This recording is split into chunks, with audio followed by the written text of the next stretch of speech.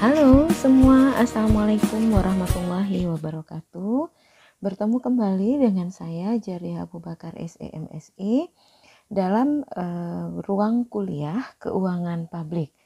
Baik adik-adik mahasiswa sekalian, untuk pertemuan kali ini kita akan membahas tentang barang dan jasa publik. Setelah kemarin kita juga sudah membahas beberapa materi sebelumnya yang juga masih memiliki hubungan dengan materi hari ini.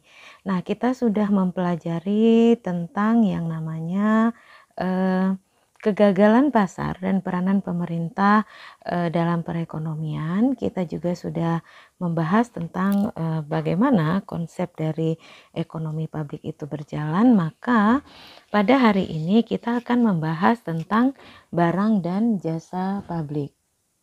Baik, nah untuk membahas tentang pertemuan kali ini yaitu tentang barang dan jasa publik, kita akan berfokus pada pembahasan barang dan jasa publik, juga berfokus pada barang dan jasa privat. Nah, dalam pertemuan kali ini akan disampaikan pula bagaimana penggunaan atau metode penentuan harga pelayanan publik beserta contoh perhitungannya. Dan yang diharapkan adalah setelah mahasiswa mempelajari materi hari ini, secara umum sangat diharapkan bahwa mahasiswa dapat menjelaskan dan membedakan antara barang dan jasa publik serta barang dan jasa privat. Dan secara khusus juga saya mengharapkan bahwa setelah mendapatkan materi hari ini, mahasiswa diharapkan dapat menjelaskan bagaimana definisi terhadap barang dan jasa publik maupun barang dan jasa privat. Selain itu, mahasiswa juga bisa menjelaskan bagaimana proses penentuan jumlah persediaan dan harga barang publik dan privat. Dan yang terakhir, saya juga mengharapkan mahasiswa dapat menjelaskan tentang dimensi dari pelayanan publik seperti dasar penentuan harga pelayanan atau jasa publik, kemudian ada metode penentuan harga pelayanan publik, serta biaya dan manfaat sosial dari barang publik. Baik adik-adik mahasiswa sekalian, berikut kita lihat bagaimana pengertian barang dan jasa publik serta barang dan jasa privat.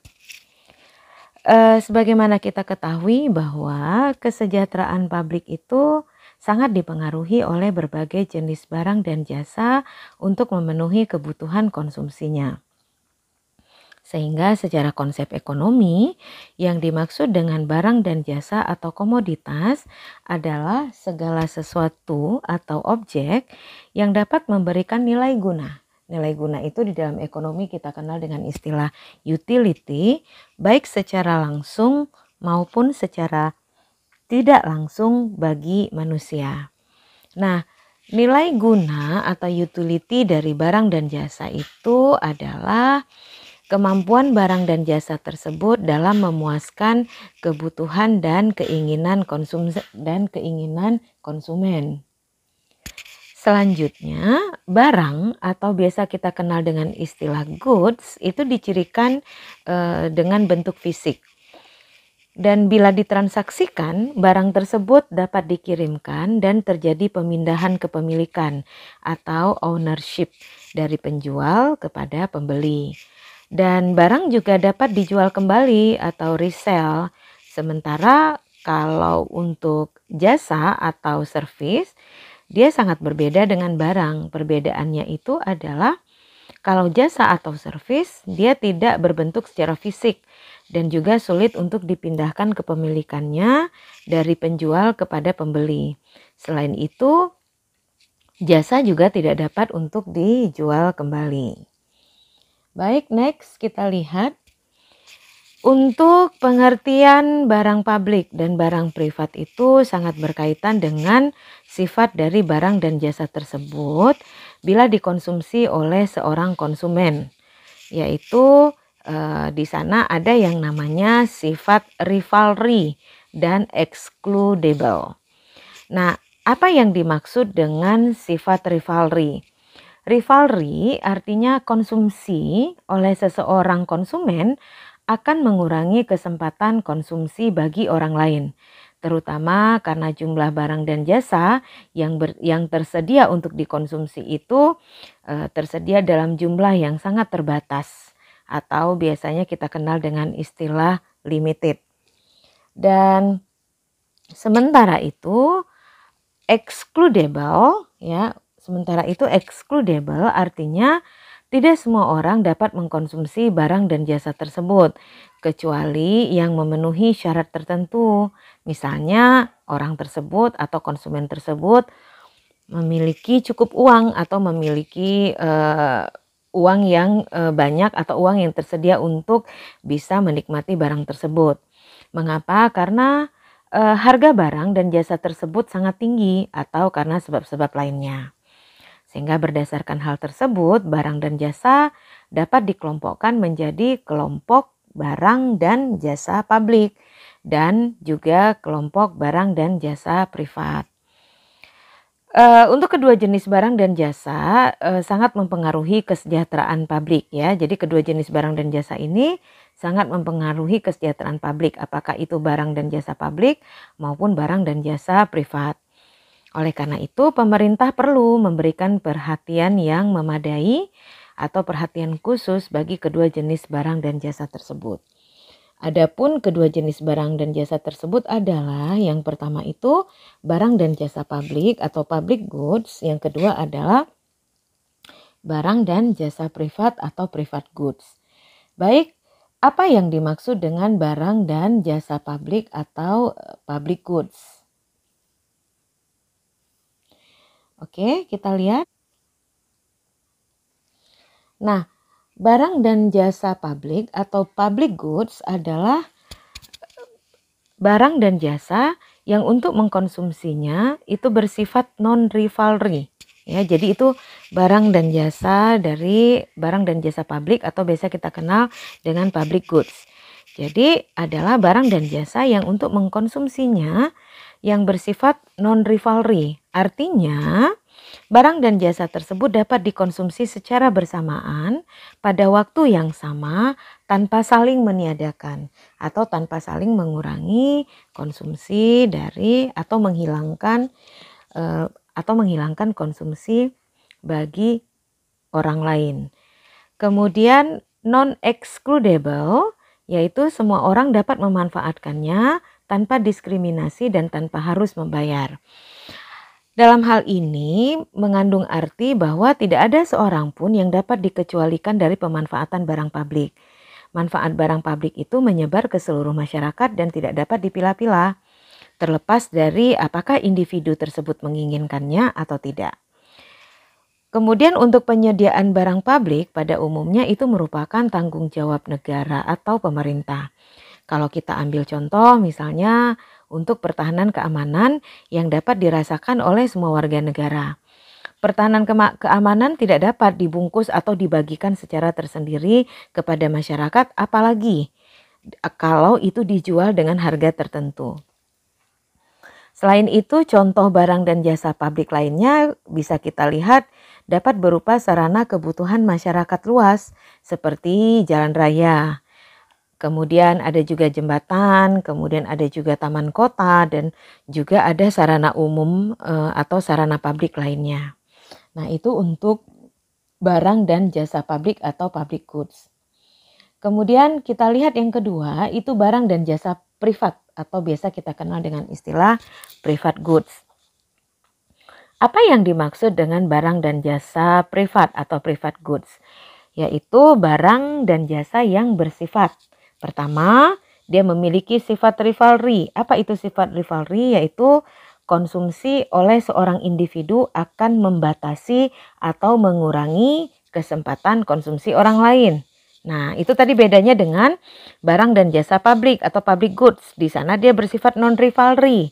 Tetapi pada barang dan jasa privat atau private goods, di sana dia berlaku sifat rivalry, yaitu konsumsi oleh seorang individu akan membatasi atau mengurangi kesempatan konsumsi orang lain.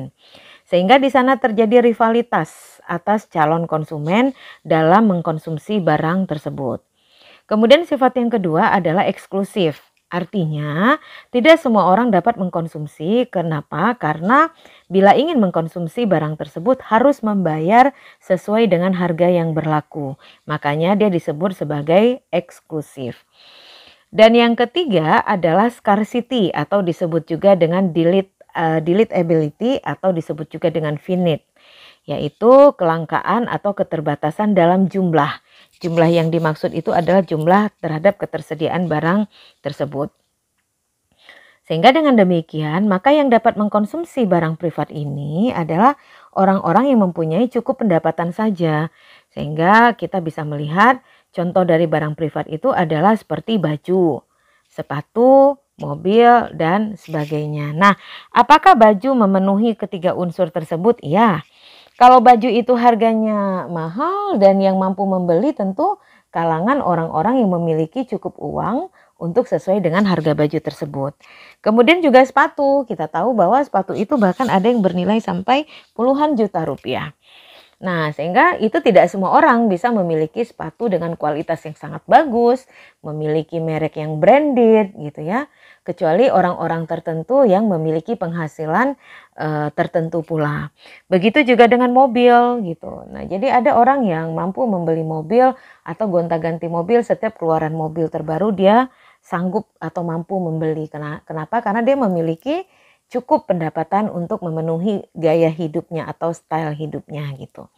Nah, jadi itu yang membuat barang itu menjadi barang atau jasa privat. Nah, kemudian selanjutnya, walaupun penyediaan barang privat adalah barang dan jasa yang tidak menjadi tanggung jawab langsung negara atau pemerintah, namun pemerintah sebagai penyelenggara negara juga dituntut untuk menjaga kelancaran penyediaan atau supply dan distribusi dari barang-barang itu. Kemudian pemerintah juga diharapkan mampu menjaga kelancaran atau penyediaan supply dan distribusi dengan harga yang terjangkau secara berkelanjutan di tengah masyarakat. Artinya pemerintah harus menyediakan barang yang mirip atau memiliki fungsi yang sama tetapi mungkin akan berbeda dari sisi kualitas dari yang sebenarnya. Sehingga kalau memang barang itu merupakan barang penting, seluruh masyarakat bisa ikut menikmatinya. Contoh seperti tadi baju. Kalaulah seluruh baju itu dijual dengan harga yang sangat tinggi, maka bagaimana dengan orang-orang yang memiliki pendapatan menengah ke bawah? Apakah lantas mereka tidak akan memakai baju? Nah, sehingga pemerintah memiliki tanggung jawab untuk menyediakan supply atau barang yang bisa dengan jenis barang yang sama, tetapi bisa dinikmati oleh seluruh masyarakat dengan berbagai tingkat pendapatan. Tentunya dengan mungkin barang yang disediakan itu akan memiliki kualitas yang berbeda. Begitu juga dengan mobil. Ada mobil-mobil yang harganya jauh lebih mahal seperti Lamborghini, Ferrari, dan sebagainya. Tetapi kan kita juga punya alternatif lain dengan jenis-jenis mobil untuk kebutuhan standar atau masyarakat menengah gitu ya. Seperti di Indonesia ada produk-produk seperti Toyota ya, seperti ada merek-merek tertentu ya yang jumlahnya itu ada merek Honda, yang Honda juga ada varian harga untuk menengah ke bawah sampai ke atas. Kemudian ada Mitsubishi yang juga variannya itu dari menengah ke atas dan juga ada untuk menengah untuk kalangan menengah. Kemudian juga ada yang Suzuki dan lain sebagainya ya, itu hanya contoh saja. Artinya untuk penyediaan barang dan jasa tersebut meskipun dia bersifat privat, tetapi juga pemerintah memiliki tanggung jawab untuk bisa menyediakan barang yang sama mungkin dengan kualitas yang berbeda, tentunya dengan harga yang berbeda sehingga bisa terjangkau oleh oleh seluruh masyarakat atau masyarakat menengah. Baik, selanjutnya pengawasan secara tidak langsung atau indirect control dari pemerintah baik dalam bentuk peraturan dan undang-undang juga diperlukan guna menciptakan iklim persaingan pasar yang sehat dan juga guna untuk melindungi hak-hak konsumen ya. Hak-hak konsumen misalnya seperti dibuatnya Undang-Undang Nomor 8 Tahun 1999 tentang perlindungan konsumen atau disingkat dengan UU PK. Di mana dikeluarkannya UU PK ini untuk melindungi konsumen dari produk-produk yang membahayakan atau berkualitas rendah.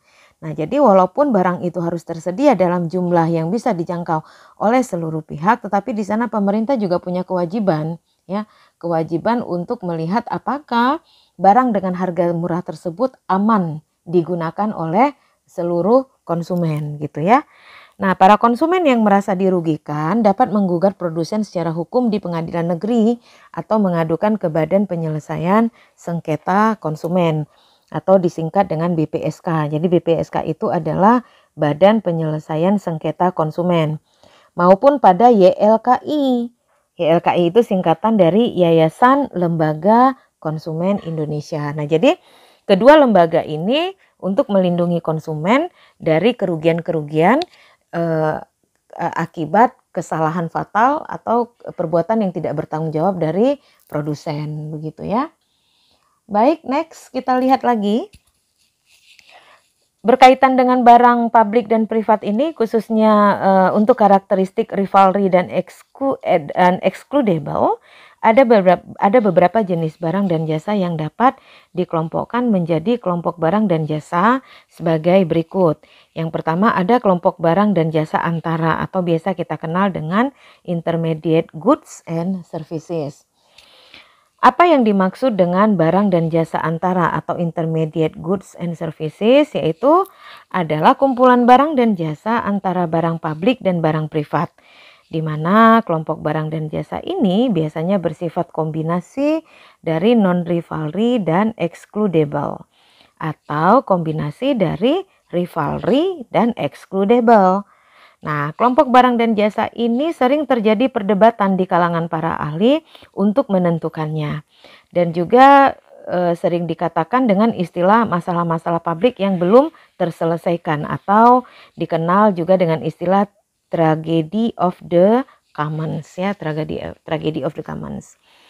Nah, kemudian yang kedua ada barang dan jasa umum atau biasa kita kenal dengan istilah common goods, pool resources goods, ya. Yaitu kelompok barang dan jasa yang pada awalnya atau asalnya itu merupakan barang publik, non-excludable, artinya siapa saja dapat menikmati barang tersebut.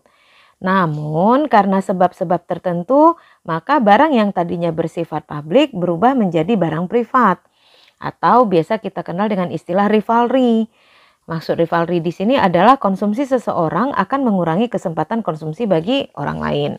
Nah, contohnya seperti apa? Contohnya penangkapan ikan di laut, kemudian penangkapan ikan di danau, kemudian di sungai, berburu di hutan, ya, menikmati hasil teknologi komunikasi seperti siaran radio dan siaran televisi.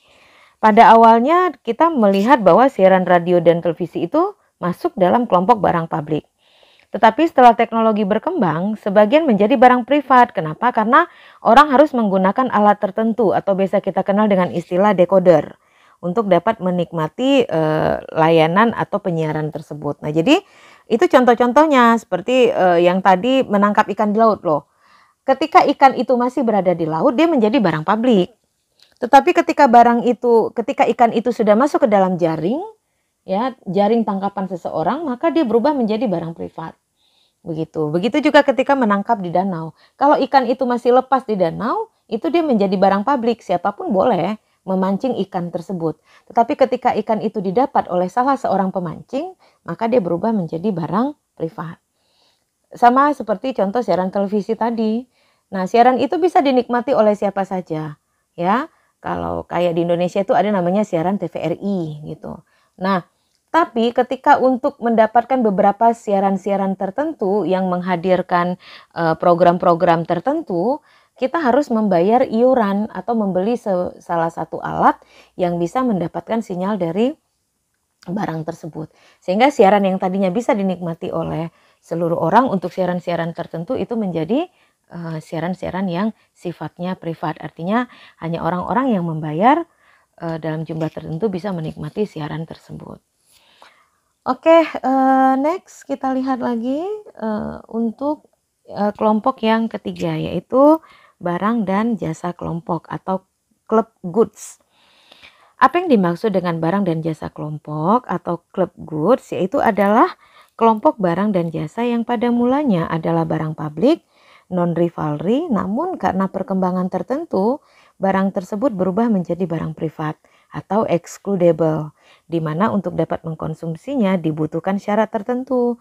Misalnya seperti harus membayar biaya keanggotaan. Nah, contohnya seperti TV kabel, ya, golf club, tenis club, dan sebagainya. Nah, itu untuk barang dan jasa kelompok. Kemudian yang keempat ada barang dan jasa sosial atau collective goods atau social goods. Nah, yang dimaksud dengan collective goods atau social goods adalah barang dan jasa publik, namun dapat juga disediakan oleh swasta atau masyarakat luas. Tetapi dalam hal ini, bila masyarakat belum mampu, maka penyediaan barang dan jasa sosial ini menjadi tanggung jawab negara dan harus dilaksanakan oleh pemerintah. Dan pengadaannya pun dibiayai dengan anggaran negara. Misalnya seperti apa?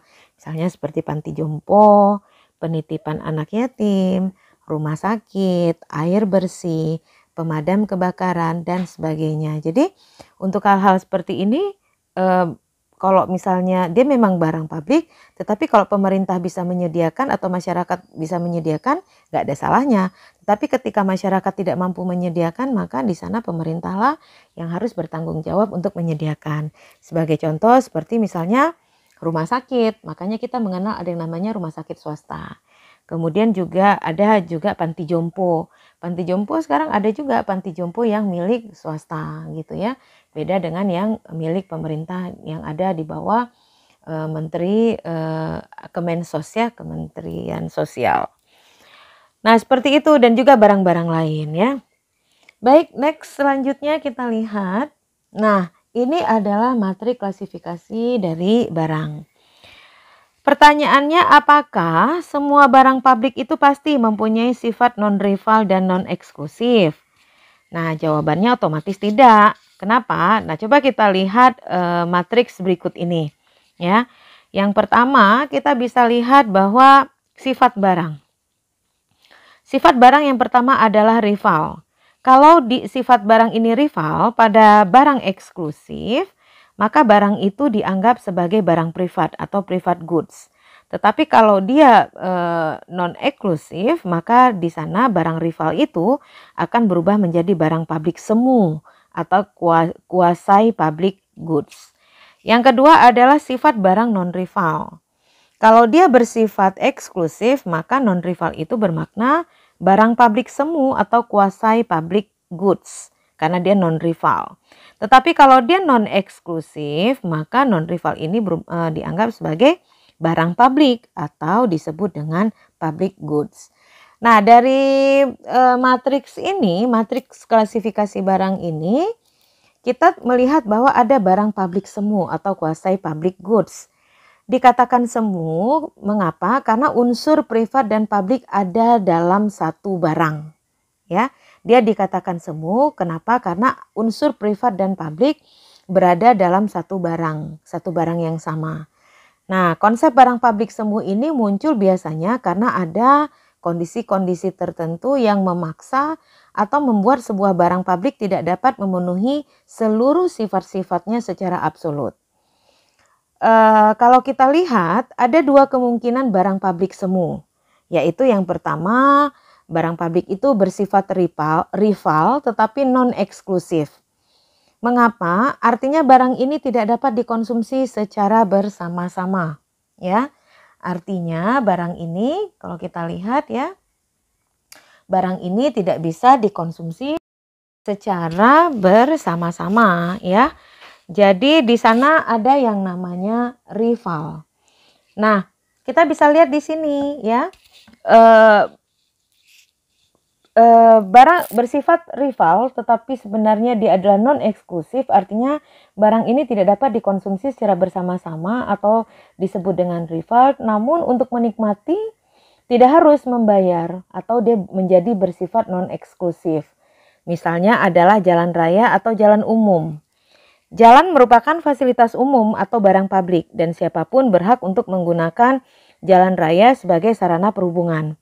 Nah, akan tetapi Dapat dibayangkan apabila terlalu banyak pengguna jalan raya yang memakai satu jalan di satu waktu, maka hal itu akan memunculkan masalah. Masalahnya apa? Akan menyebabkan terjadinya kemacetan lalu lintas. Keberadaan satu kendaraan dapat mengurangi kesempatan kendaraan lain untuk mengambil manfaat jalan tersebut secara optimal. Dengan kata lain, jalan raya yang bersifat non-excludable akan tetapi menimbulkan rivalry atau persaingan di sana, terutama kalau kondisinya dalam kondisi macet. Nah, itu maksud yang namanya kemungkinan barang publik semu. Ya, yang pertama itu disebabkan karena bersifat rival tetapi non-eksklusif. Ya, seperti kemacetan di jalan raya yang contoh barusan yang saya jelaskan. Kemudian yang kedua, kemungkinan barang publik semu lainnya adalah bersifat non-rival tetapi eksklusif. Nah, itu kebalikan dari yang pertama.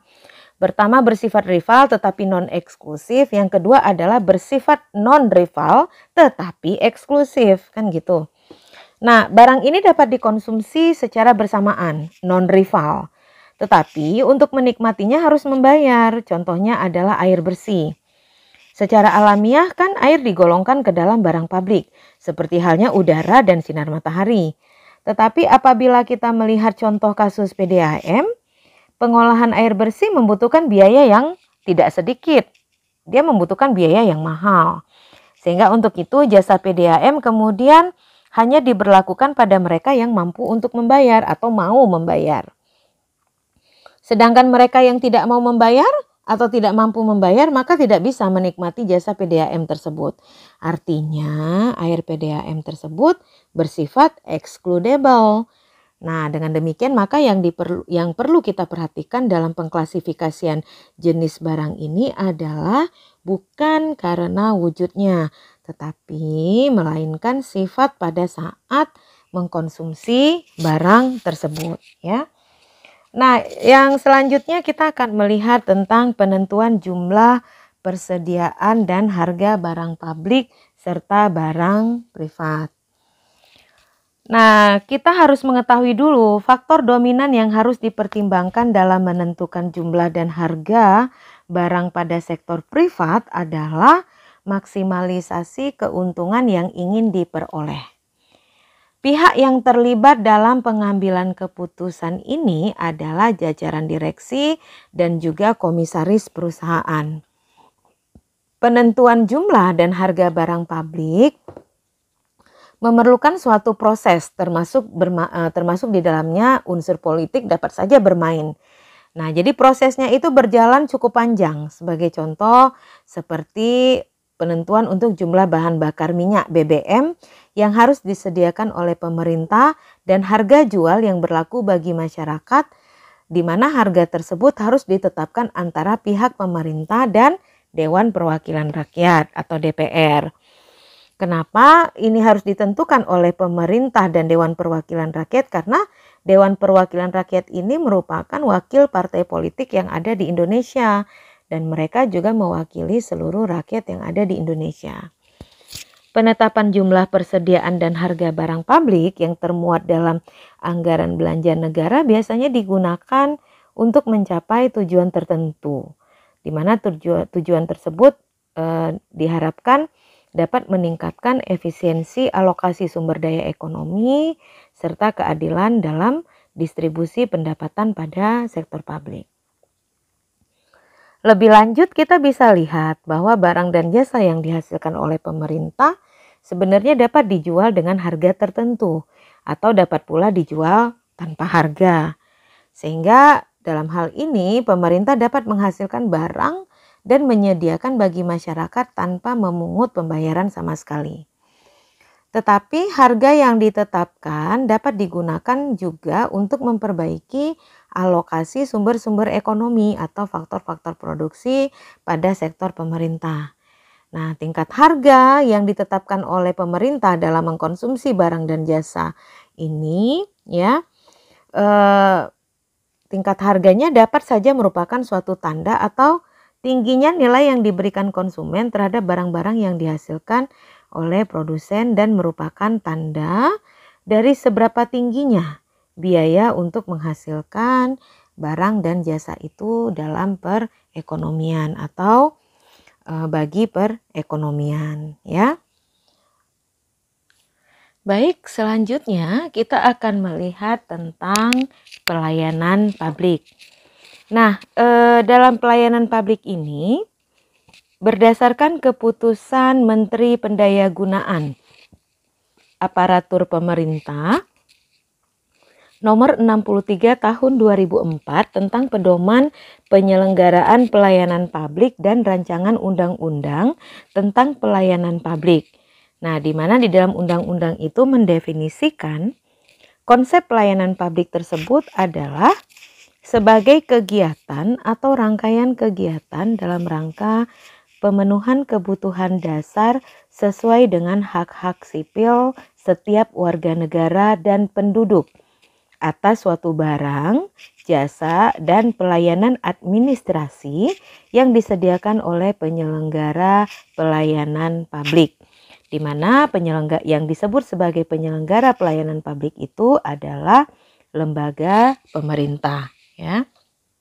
Nah, dalam laporan yang bertajuk Making Service Work for Poor People, Bank Dunia, ya, dalam laporan Bank Dunia yang bertajuk Making Services Work for Poor People, Bank Dunia pada tahun 2004 mengemukakan bahwa ketika fungsi pelayanan publik di sebuah negara berjalan dengan baik, maka sebenarnya yang mendapatkan manfaat itu bukan hanya sekedar penduduk, tetapi yang mendapatkan manfaat itu juga pemerintah, atau pemerintah juga bisa ikut merasakan manfaat tersebut.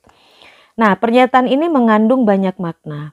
Ada dua makna penting dari pernyataan tersebut, yaitu yang pertama, keberfungsian pelayanan publik. Di mana keberfungsian pelayanan publik itu menggambarkan yang pertama, pemerintah mampu menyediakan pelayanan publik sesuai dengan preferensi dan kebutuhan penduduk. Sehingga hal ini menyangkut dengan konsep the right things, ya, konsep the right things yang dalam konteks pelayanan publik mengandung makna yang krusial. Sekurang-kurangnya, makna krusial ini dapat digambarkan bahwa kemampuan menyediakan pelayanan publik tersebut sesuai dengan kebutuhan penduduk yang melukiskan dua hal atau menggambarkan dua hal, yaitu yang pertama di sana terjadinya pergeseran mindset, kultur kerja, dan berorientasi pada diri sendiri ke fokus pada orang lain. Jadi akibat adanya pelayanan publik, keberfungsian pelayanan publik ini ya akan menggeser pergeseran mindset, kultur kerja dari berorientasi pada diri sendiri bergeser menjadi fokus kepada orang lain. Kemudian sesuatu yang tidak mudah khususnya di lingkungan birokrasi yang terbiasa dengan kultur minta dilayani. Nah, jadi pergeseran mindset yang tadinya fokus pada diri sendiri kemudian fokus kepada orang lain itu akan menjadi tidak mudah kalau seandainya diterapkan di lingkungan birokrasi. Kenapa? Karena kultur budaya kita dari dulu selalu minta dilayani, bukan melayani. Kemudian yang kedua, terjadinya peningkatan kompetensi.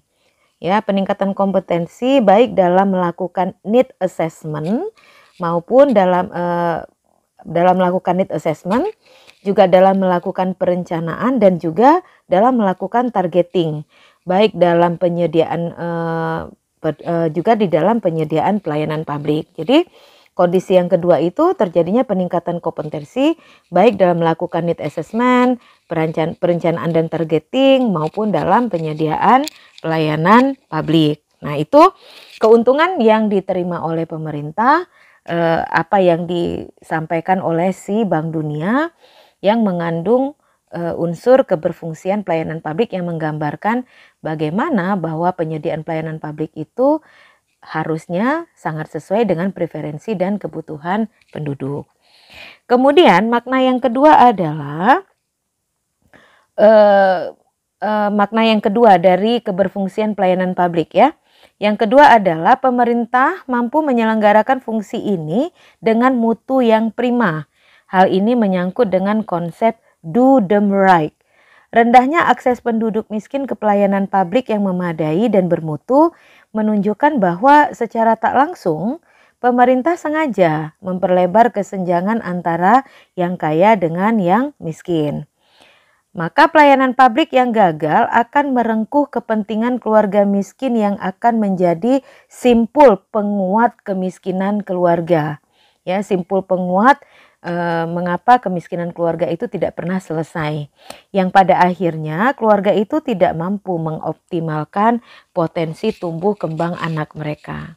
Dan efek lanjutnya apa? Efek lanjutnya adalah anak akan tumbuh dengan kondisi yang tidak maksimal. Dan anak-anak itu merupakan generasi muda yang akan menjalankan bangsa dan negara ini ke depan. Nah, jadi kalau ini tidak tumbuh maksimal, maka nantinya yang akan dirugikan juga adalah pemerintah atau negara. Tetapi kalau pemerintah memfokuskan pada kondisi ini, maka pelayanan publik untuk kondisi seperti ini, maka anak-anak itu akan tumbuh dengan baik, ya, sehingga itu juga akan menguntungkan negara dan pemerintah di masa yang akan datang. Kemudian makna yang kedua dari pernyataan Bank Dunia tersebut adalah berfungsinya pelayanan publik memiliki implikasi jangka panjang dan luas, khususnya daya saing bangsa dan daerah. Nah, indeks daya saing bangsa baik yang disusun oleh Forum Ekonomi Dunia maupun institusional internasional untuk pengembangan manajemen menunjukkan bahwa daya saing negara Indonesia masih rendah. Mengapa? Hal ini disebabkan karena salah satu faktor penyumbangnya adalah birokrasi pemerintah yang berjalan secara tidak efisien, sehingga menyebabkan biaya tinggi dalam melakukan investasi. Nah, hal ini sudah diteliti atau ditulis oleh Syakrani dan Syahriani di dalam bukunya pada tahun 2009. Ya, nah jadi itu dua makna utama dari apa yang disampaikan oleh Bank Dunia, bahwa ketika fungsi pelayanan publik di sebuah negara berjalan dengan baik, maka sebenarnya yang mendapatkan manfaat itu bukan hanya sekedar penduduk, tetapi juga pemerintah akan merasakan manfaat yang sama. Baik, next kita lihat di sini tentang harga pelayanan atau jasa publik. Nah, untuk menentukan harga jual atau tarif pelayanan jasa publik, seringkali hal ini merupakan suatu keputusan yang sangat rumit dan perlu juga mempertimbangkan banyak faktor, baik faktor internal maupun faktor eksternal.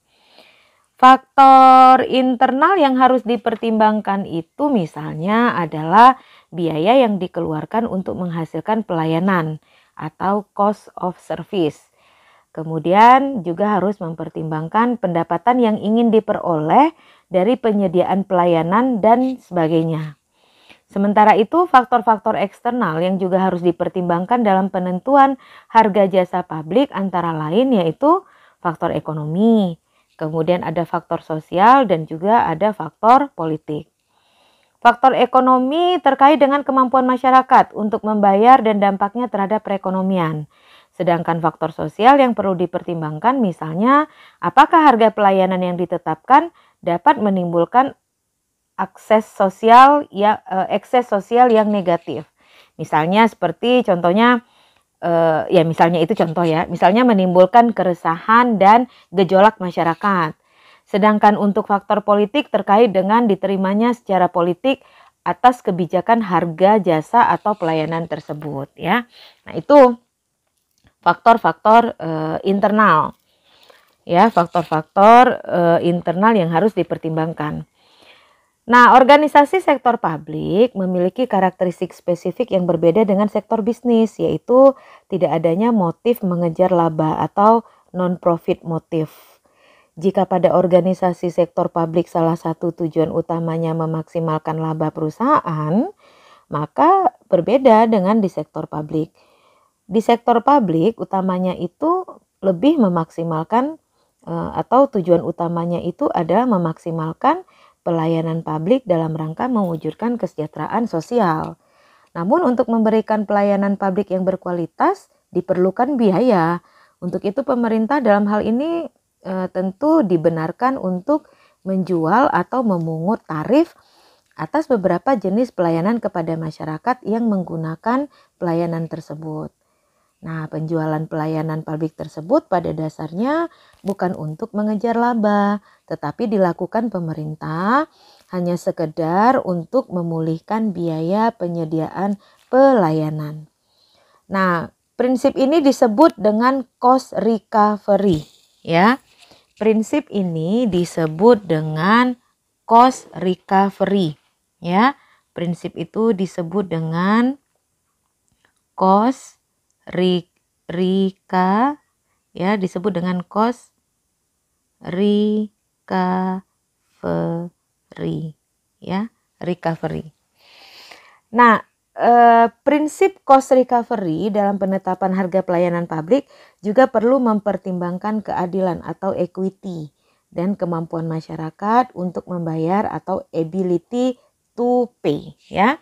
Kemampuan masyarakat untuk membayar itu disebut dengan ability, ya, to pay. Ini adalah kemampuan masyarakat untuk membayar. Sehingga jika memang masyarakat tidak mampu membayar, maka tidak harus melakukan full cost recovery, ya. Ini istilah-istilahnya ya, Dek. Ini istilah-istilahnya. Tidak harus melakukan full cost recovery, ya, recovery. Tetapi mereka membutuhkan subsidi atau perlu disubsidi. Tetapi sepanjang masyarakat mampu membayar dan penetapan harga jual pelayanan tersebut tidak menimbulkan ekses ekonomi, sosial dan politik yang negatif, maka full cost recovery dapat diterapkan, ya. Maka full cost recovery ini boleh diterapkan. Oke, next kita lihat selanjutnya. Untuk jenis pelayanan publik tertentu, harga pelayanan dapat dibedakan antara pengguna yang satu dengan yang lainnya. Atau dengan kata lain, terdapat diferensiasi harga. Mereka yang menikmati pelayanan lebih baik atau lebih banyak dapat dikenakan harga atau tarif yang lebih tinggi. Contohnya, dalam pelayanan kereta api terdapat 3 kategori pelayanan, yaitu ada yang namanya kelas eksekutif, ada yang namanya kelas bisnis dan juga kelas ekonomi. Nah, ketiga kelas tersebut berbeda pelayanan yang akan dinikmati oleh penumpangnya atau penggunanya. Karena perbedaan pelayanan yang dinikmati tersebut, maka dapat diterapkan diferensiasi harga terhadap 3 jenis kelas tersebut gitu. Jadi kalau yang berada pada kelas eksekutif mungkin mendapatkan pelayanan yang jauh lebih baik, seperti mereka mungkin selalu dilayani, mendapatkan minuman, makanan kecil dan sebagainya. Nah, kalau kita yang di kelas ekonomi mungkin hanya sekedar dapat datang duduk manis aja gitu sampai tiba di tempat tujuan begitu, ya. Kalaupun memang kereta api menyediakan dalam tiketnya itu menyebutkan ada snack atau makanan, ya udah paling kita dilayani hanya pada saat pengantaran makanan saja, sisanya kita tidak dilayani lagi, tidak ada snack lanjutan. Tetapi mungkin kalau di eksekutif dan bisnis mereka bisa menikmati fasilitas lebih dari yang diterima ekonomi. Dan bukan hanya itu, mungkin ruangan tempat duduknya juga, ya, kualitas kursi yang untuk diduduki juga. Nah, itu mempengaruhi gitu, ya. Nah, contoh lainnya pada perusahaan PDAM. Perusahaan bisa menerapkan diferensiasi harga berdasarkan kemampuan masyarakat untuk membeli, bukan karena perbedaan kualitas air yang diterima pelanggan, ya. Jadi diferensiasi harga itu terjadi pada besarnya kemampuan masyarakat untuk membeli, bukan pada perbedaan kualitas air. Misalnya untuk masyarakat yang tinggal di perumahan elit dapat diterapkan harga yang lebih tinggi daripada masyarakat yang tinggal di perkampungan, meskipun mereka sama-sama mengkonsumsi air yang memiliki kualitas yang sama. Selanjutnya, meskipun diferensiasi harga pelayanan publik memungkinkan untuk dilakukan, tetapi tidak semua jenis pelayanan dapat diterapkan diferensiasi harga. Untuk beberapa pelayanan seperti pelayanan administrasi, ya, dalam hal ini seperti pengurusan KTP, SIM, akta kelahiran, kemudian surat nikah dan sebagainya, tidak bisa dilakukan diskriminasi harga. Misalnya nih, kalau yang kaya harus membayar lebih mahal. Kalau yang miskin boleh membayar lebih murah. Nggak bisa. Ya, untuk administrasi seperti ini tidak bisa dilakukan diferensiasi harga. Mengapa? Hal ini karena pada dasarnya pelayanan administrasi tersebut sama untuk seluruh warga negara. Tidak ada diskriminasi pelayanan, sehingga masing-masing penerima pelayanan akan menerima yang sama dan kewajiban yang sama pula. Demikian. Kemudian untuk suatu pelayanan publik dapat dijual apabila terdapat harga publiknya, ya, apabila terdapat harga publiknya itu terdapat kemudahan dalam pengumpulannya, terdapat manfaat yang diterima langsung dari pembeli layanannya. Sedangkan suatu pelayanan dapat dibiayai melalui penarikan pajak apabila penentuan harga layanan tersebut tidak mungkin dilakukan seperti pelayanan pertahanan keamanan, kepolisian, peradilan, dan sebagainya. Beberapa pelayanan publik yang dapat dijual antara lain contohnya seperti pelayanan penyediaan air bersih, pelayanan transportasi publik, kemudian pelayanan pos, apalagi pelayanan telekomunikasi, pelayanan listrik dan energi, pelayanan penyediaan perumahan rakyat, kemudian apalagi yang bisa dijual? Pelayanan tempat rekreasi atau pariwisata, kemudian juga ada pelayanan pendidikan, ada pelayanan tol, ada pelayanan irigasi, dan juga ada pelayanan administrasi kependudukan. Nah, itu yang boleh atau dapat dijual oleh pemerintah gitu ya.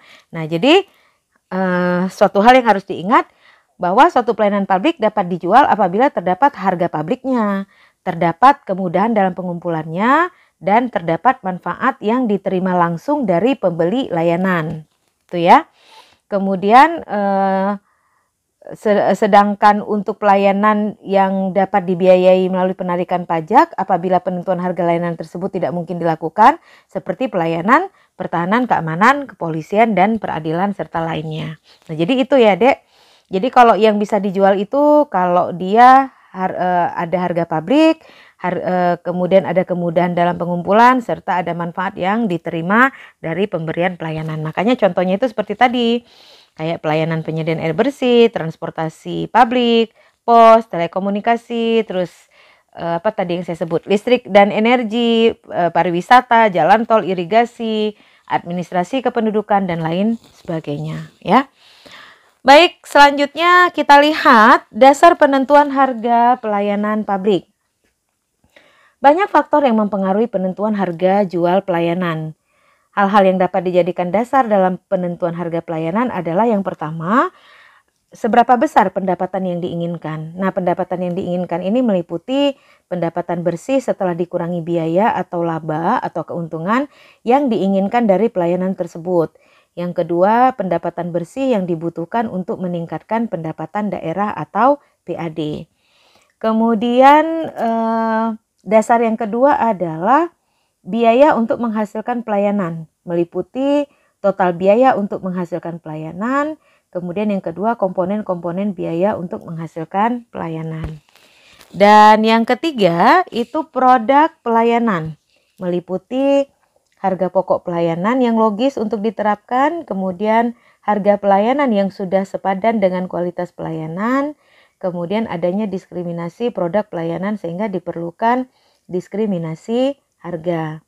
Dan yang terakhir dasarnya adalah pasar pelayanan, meliputi yang pertama permintaan terhadap produk pelayanan yang elastis atau inelastis, kemudian yang kedua pelanggan atau pengguna layanan tersebut. Ya, jadi pasar pelayanan itu tergantung pada pelanggan atau pengguna layanan tersebut. Kemudian yang ketiga, keberadaan produk pelayanan di pasar yang homogen atau heterogen. Dan yang terakhir, pasar pelayanan itu juga meliputi persaingan dalam penyediaan pelayanan tersebut. Nah, berbicara tentang elastisitas ya. Elastisitas permintaan itu sebenarnya adalah teori ekonomi yang mengemukakan tentang kepekaan permintaan terhadap perubahan harga suatu barang atau jasa. Di mana suatu barang atau jasa dikatakan permintaannya elastis apabila terjadi perubahan harga sedikit saja akan sangat berpengaruh pada volume permintaan. Sedangkan permintaan yang inelastis adalah apabila terjadi perubahan harga tidak akan begitu banyak mengubah volume permintaan. Nah, dalam lingkup sektor publik, contoh permintaan yang elastis adalah permintaan pada barang dan jasa yang merupakan kebutuhan sekunder. Sedangkan permintaan yang inelastis adalah permintaan pada barang atau jasa yang merupakan kebutuhan primer atau pokok. Nah, elastisitas permintaan ini menjadi landasan penting untuk dipertimbangkan atau menjadi faktor penting untuk dipertimbangkan dalam penentuan harga pelayanan publik. Nah, begitu ya. Jadi saudara bisa lihat ya, saudara bisa lihat bagaimana kurva yang elastis dengan yang inelastis. Nah, pada gambar ini ya, kita bisa melihat ini adalah kurva elastisitas dengan kondisi yang elastis. Bagaimana dia disebut dengan elastis? Dia disebut dengan elastis ya, bila terjadi ya, bila terjadi perubahan harga ya, perubahan harga sedikit saja ya, bila terjadi perubahan harga sedikit saja ya, sedikit saja, maka apa yang terjadi akan sangat berpengaruh pada volume permintaan ya. Itu untuk yang elastis. Akan sangat berpengaruh ya, berpengaruh pada volume permintaan atau Q. Nah, dari mana kita bisa lihatnya? Makanya dia ini disebut dengan elastis. Coba saudara lihat.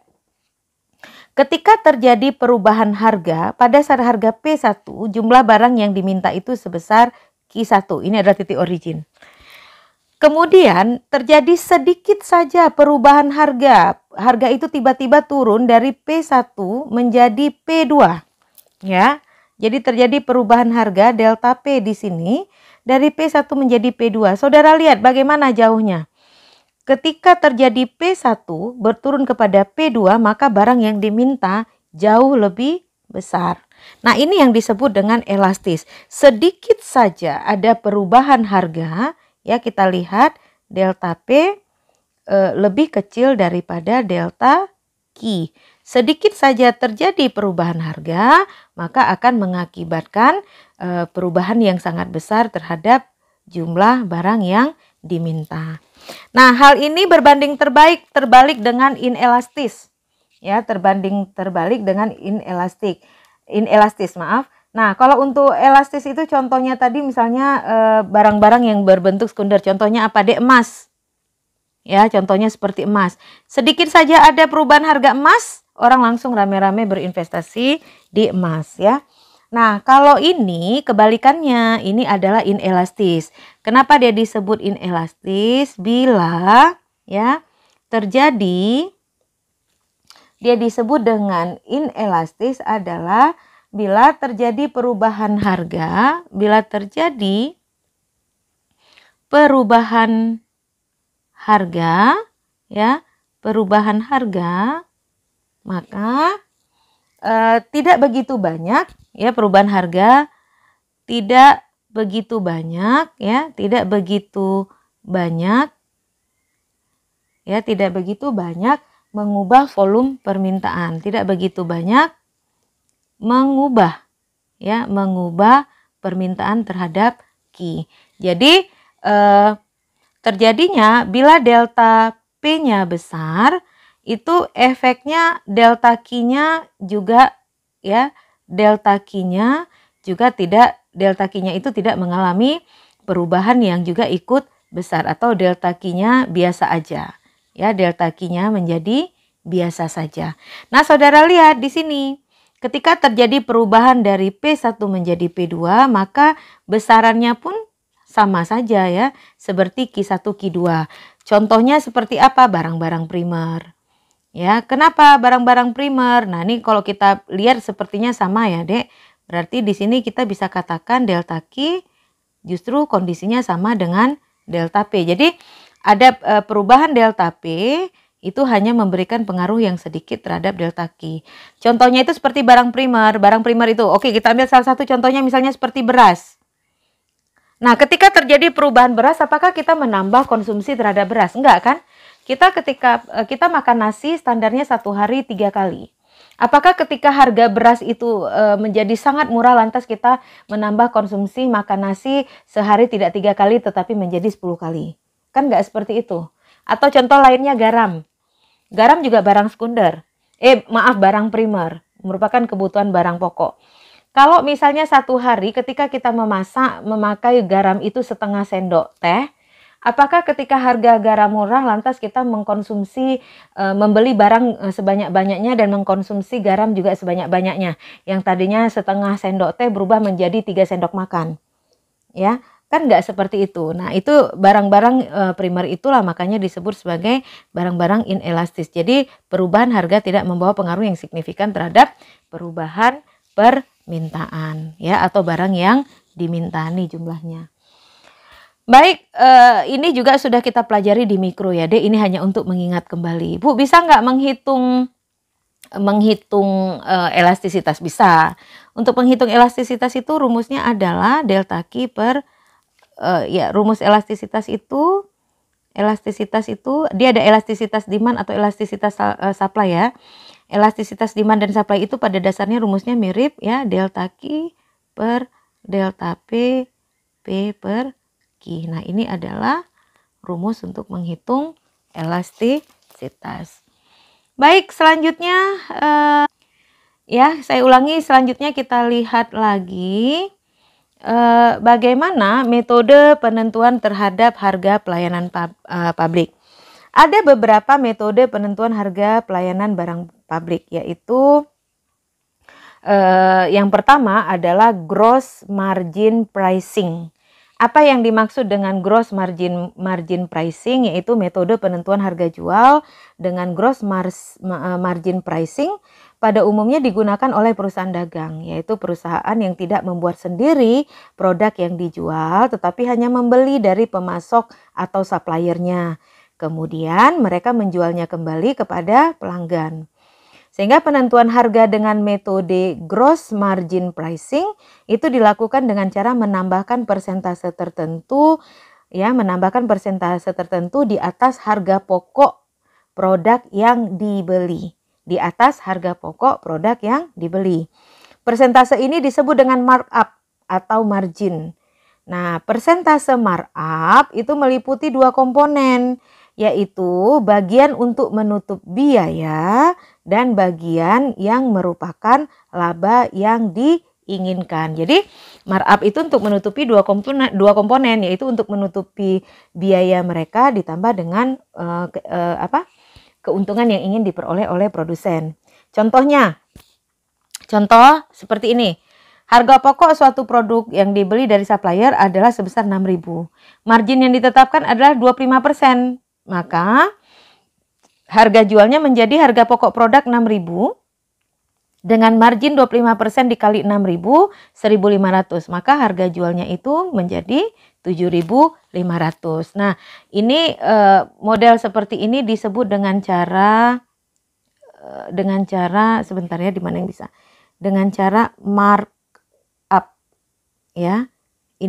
Cara ini disebut dengan cara markup atau menambahkan persentase untuk menaikkan harga guna menutupi kerugian, menutupi biaya dan juga untuk menutupi bagian yang diinginkan, yaitu berupa keuntungan ya. Baik, next kita lihat ya, selanjutnya full cost pricing. Yang kedua adalah metode full cost pricing.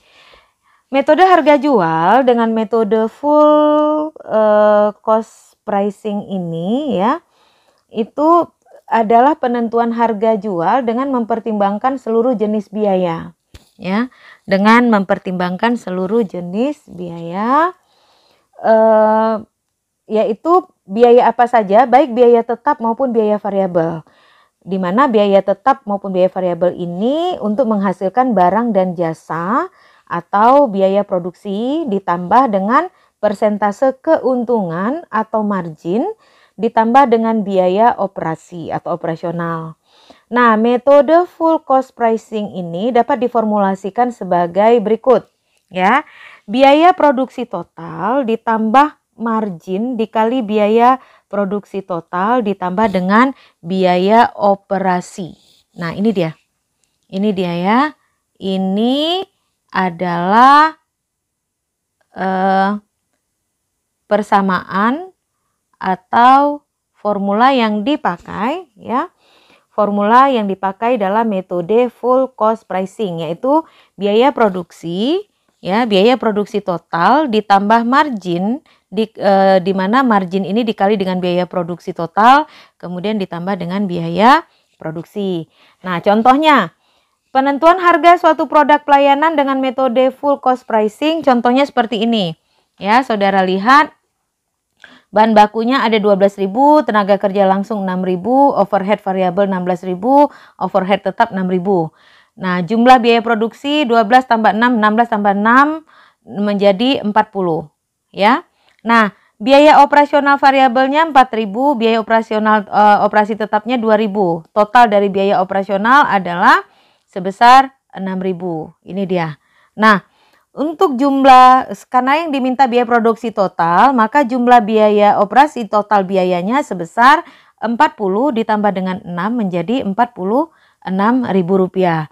Dengan margin income sebesar 25% dikali 40.000, ya margin income itu dikali dengan harga bahan baku kerja langsung variabel dan overhead tetap ini, ya, maka didapat nilainya sebesar 10.000. Maka 6.000 ditambah 46 ditambah 10, maka total harga penetapannya itu yaitu sebesar 56.000. Itu dengan menggunakan full cost pricing. Ya. Nah, untuk yang ketiga dengan metode direct cost pricing. Metode direct cost pricing ini juga disebut dengan istilah variable cost pricing. Metode ini pada umumnya diterapkan pada produk yang diproduksi tetapi melebihi daya serap pasar karena overproduksi atau bisa juga karena memanfaatkan kapasitas yang menganggur. Sehingga metode ini juga dikenal dengan nama marginal income pricing karena hanya memperhitungkan biaya-biaya yang berhubungan secara proporsional dengan volume atau penjualan sehingga menghasilkan tambahan pendapatan atau marginal income. Contohnya adalah seperti ini. Ini adalah contohnya. Bahan bakunya 12.000, tenaga kerja langsung 8.000, maka overhead variabelnya menjadi 20.000. Kalau jumlah biaya variabelnya adalah 40.000, maka marginal income-nya 25% dari 40.000, 10.000. Jadi harga jual produknya menjadi 50.000 ya. Seperti itu. Itu untuk yang ketiga. Dan untuk yang keempat ya, untuk metode selanjutnya. Nah, untuk metode selanjutnya adalah time and material pricing. Dalam metode ini harga jual atau tarif pelayanan itu ditentukan dari upah tenaga kerja. Ya, upah tenaga kerja langsung dan biaya bahan baku dan bahan penolong yang digunakan untuk menghasilkan pelayanan ditambahkan dengan margin tertentu untuk menutupi biaya overhead dan memperoleh keuntungan atau laba. Contohnya ini. Contoh perhitungannya seperti ini. Bahan baku kertas 2.000, upah tenaga kerja langsungnya 1.500, jasa penggunaan alat cetak 2.500, maka jumlah total biaya keseluruhan adalah 6.000. Kalau margin income dari 6.000 ini adalah 25%, maka di sana ada 1.500. Maka harga jual produk 7.500. Nah, mungkin di sini contohnya adalah pelayanan untuk KTP ya. Jadi time and material pricing itu yaitu harga jual atau tarif pelayanan yang ditentukan dari upah tenaga kerja langsung, biaya bahan baku, bahan penolong yang digunakan untuk menghasilkan pelayanan ditambah dengan margin tertentu untuk menutupi biaya overhead dan ditambah dengan kemungkinan besaran untuk memperoleh laba atau keuntungan, ya. Oke, selanjutnya kita lihat ya. Selanjutnya kita lihat untuk yang kelima. Untuk yang kelima adalah subsidized cost pricing, ya. Subsidized cost pricing. Metode subsidized cost pricing ini adalah penentuan harga jual dengan mempertimbangkan seluruh biaya dikurangi dengan subsidi yang diberikan. Pada metode ini dilakukan markdown. Kalau tadi markup, ini menjadi markdown terhadap total biaya produksi barang dan pelayanan, ya. Jadi pada metode ini dilakukan markdown terhadap total biaya produksi barang dan pelayanan. Subsidized cost pricing banyak dilakukan pemerintah, misalnya seperti dalam penentuan harga jual pelayanan kesehatan, pelayanan pendidikan, harga pupuk, dan juga produk pertanian. Kemudian juga ada listrik untuk penduduk miskin, transportasi kereta api di kelas ekonomi, harga bensin, dan lain sebagainya. Ya. Kemudian yang metode yang keenam adalah target pricing. Nah, target pricing ini adalah penentuan harga barang atau pelayanan publik yang sudah ditentukan terlebih dahulu, sehingga biayanya justru harus ditekan melalui efisiensi, ya. Target pricing itu kenapa ada? Karena disebabkan oleh beberapa faktor, yaitu yang pertama, adanya persaingan yang tajam dalam pasar persaingan sempurna, sehingga harga pelayanan ditentukan dalam harga pasar. Dalam hal ini, satu penyedia layanan tidak dapat mempengaruhi harga pasar. Kemudian, faktor yang kedua adalah karena adanya kebijakan pemerintah yang mewajibkan penyedia layanan publik menjual harga pelayanan pada tingkat tertentu. Nah, untuk yang terakhir, metode yang dipakai itu adalah metode yang ketujuh, ya. Metode ketujuh itu marginal cost pricing. Apa yang dimaksud dengan marginal cost pricing?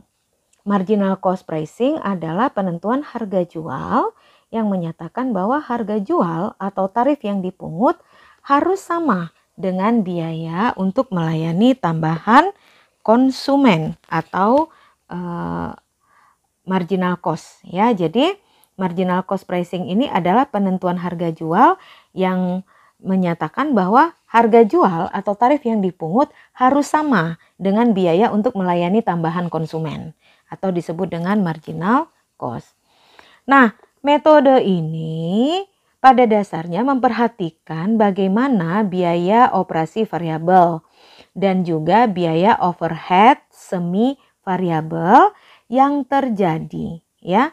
Jadi memperhatikan biaya operasi variabel dan biaya overhead semi variabel yang terjadi, kemudian ditambahkan dengan biaya penggantian aset modal yang sudah usang dan biaya penambahan aset modal untuk meningkatkan kapasitas produksi yang digunakan untuk memenuhi tambahan permintaan.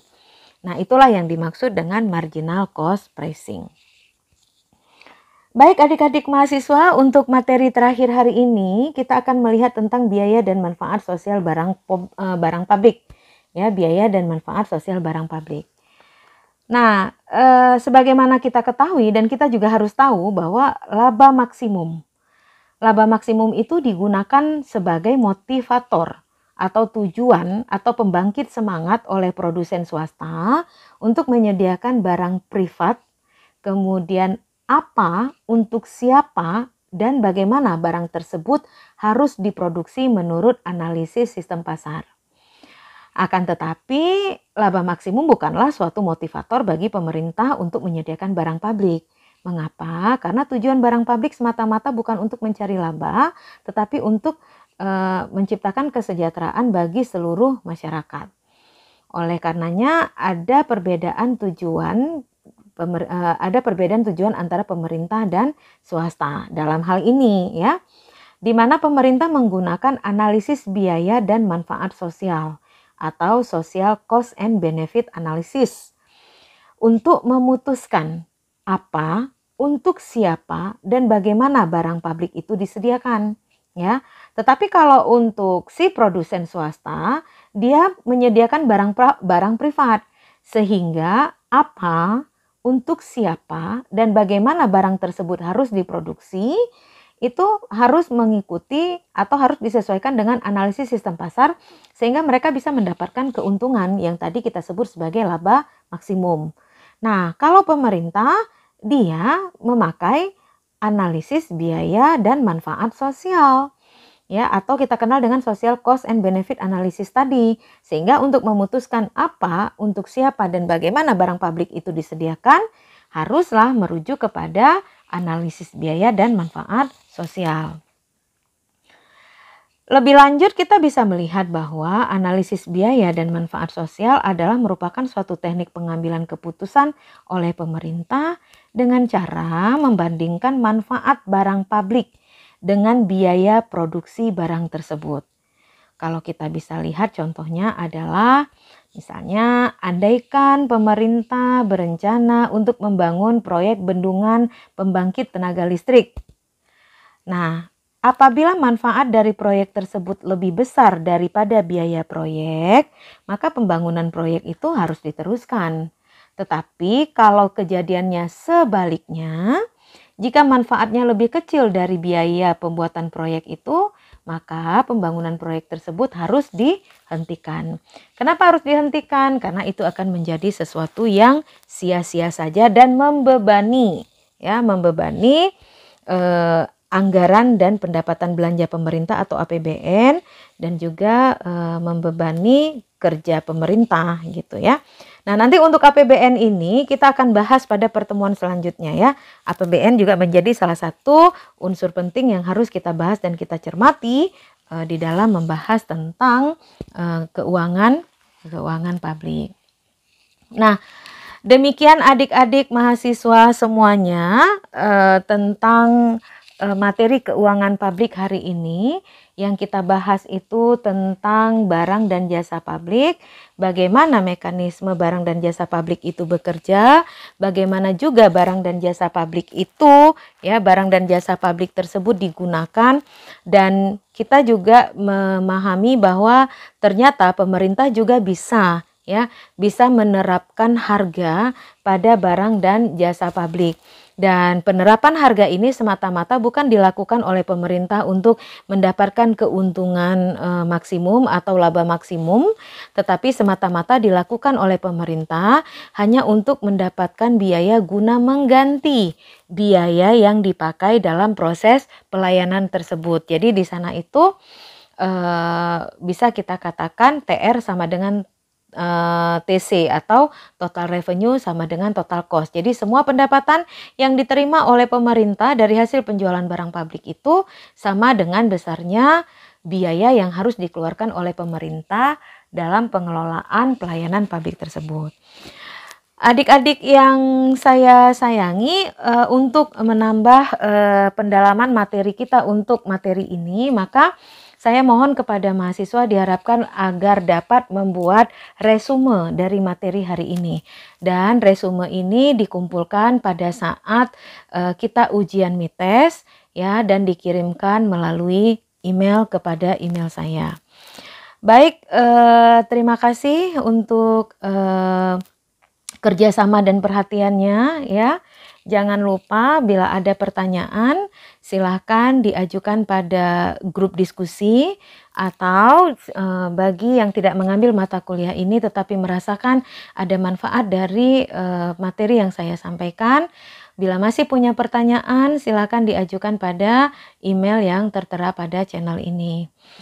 Terima kasih untuk semuanya. Jangan lupa kita untuk terus berusaha, ya, untuk terus mau belajar, karena semakin keras kita bekerja untuk meraih sesuatu yang kita inginkan, maka akan semakin besar pula perasaan yang kita rasakan ketika kita mampu mencapainya. Demikian adik-adik, terima kasih, semoga bermanfaat. Mohon maaf bila ada kekurangan. Billahi taufik wal hidayah. Assalamualaikum warahmatullahi wabarakatuh.